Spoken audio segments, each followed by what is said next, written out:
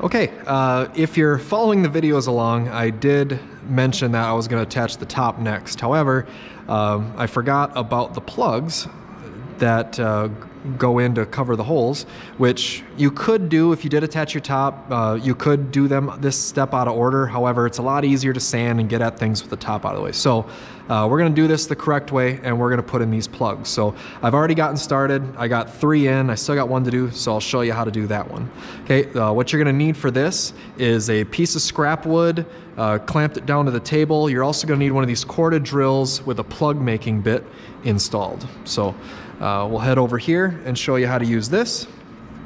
Okay, you know, we're going to use a corded drill instead of a cordless one because you'll just burn through batteries if we keep doing this. So you're going to need a total of 8 plugs.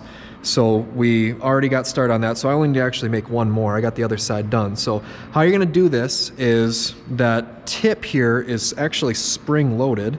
So what we do is we actually have that tip in contact with our material, not the actual cutters. We're going to let it get up to speed, and then we're going to push straight down, nice and slow, and try to make a really clean plug. If you just go super fast, the plug is going to get just really gnarled up. So if we go slow, it's going to cut a lot more, and it's going to make for a lot smoother plug.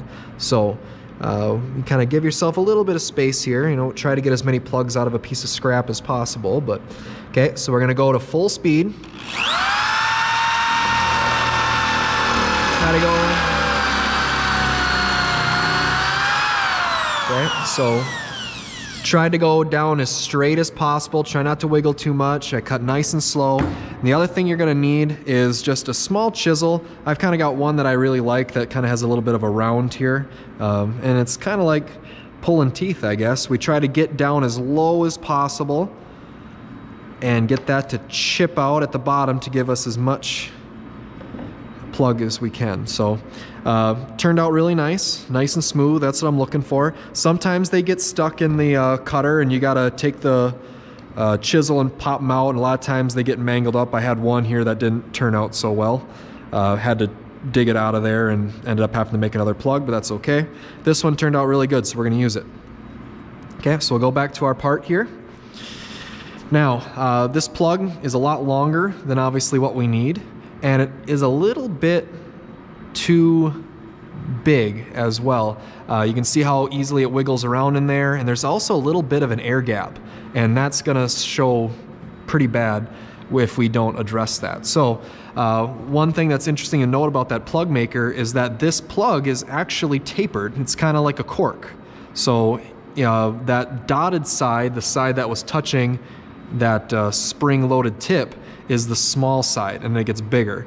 So since we have so much extra plug anyway, what we're gonna do is we're gonna sand that indented side first, sand that down.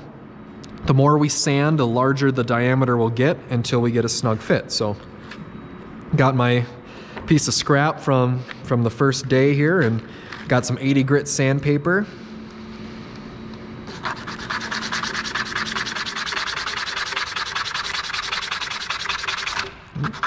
Try to keep it as level as possible.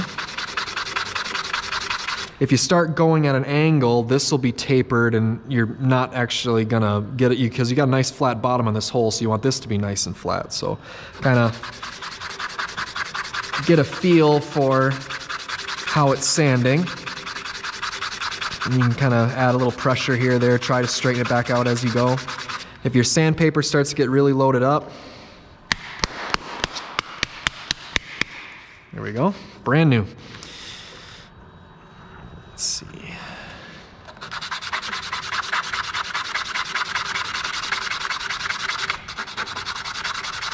Okay, so substantially shorter. Let's see how we did.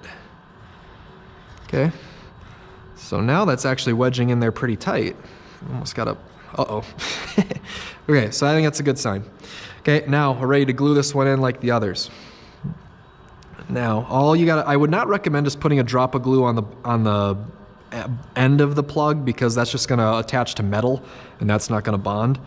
What I wanna do, that's a lot, is just a drop of glue around the perimeter, because that's where the wood on wood, where the friction is going to be. There we go. Now this is actually going to serve two purposes. Now if you really want to be a tryhard, you can see how to keep the grain parallel. So I'm actually going to do a little bit of a twist here. Let's see if we can tryhard this and get the grain. When we sand this plug down, if we get the grain to line up, then it almost hides the plug. I don't know if I got enough twist. Kind of see how they crack. They usually crack and ship with the grain, so I almost got that level. I guess if I want to take my time, I could take a pliers and turn that a little bit, but for the sake of this video, that's okay. Push that in there really good. Now, see how the glue is almost like caulking or like a weld bead all the way around that? That's good. That's actually, if there was any little bit of air pockets or things around the outside, that would fill it in and hide it, and that's going to look a lot better than an air gap. So you do want it to be a nice tight fit.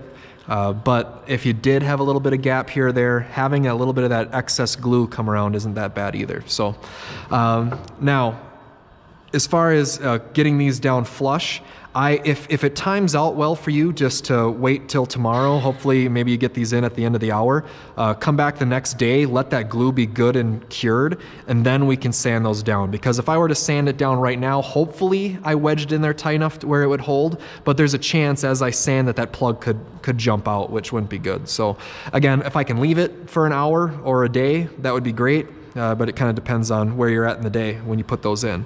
Okay, so let's say that dried, you sanded them down. Let's take a look. I kind of already got ahead of myself here. Okay, that's what your finished product is going to look like. Now, as you can see here, if you try hard and get the grain lined up, those plugs almost disappear, and then but they all still look good. If you don't want to take the time to do that, you don't have to. I didn't. But again, sand those down flush. How do you know when you're done? If you close your eyes and you can't tell where that plug is, it's perfect. If you can still feel a bump, you need to sand more. Be careful while you're sanding this. The mistake people make is they run into this part and then they ended up leaving a little divot here. So try to sand those flush, but keep it away from those shoulders. Okay, so that's the plugs. Really hides those counter bores, makes it look a lot cleaner. So I'll wait for these to dry for a little bit. I'll sand those down, and then now we'll be ready to attach our top in the next video.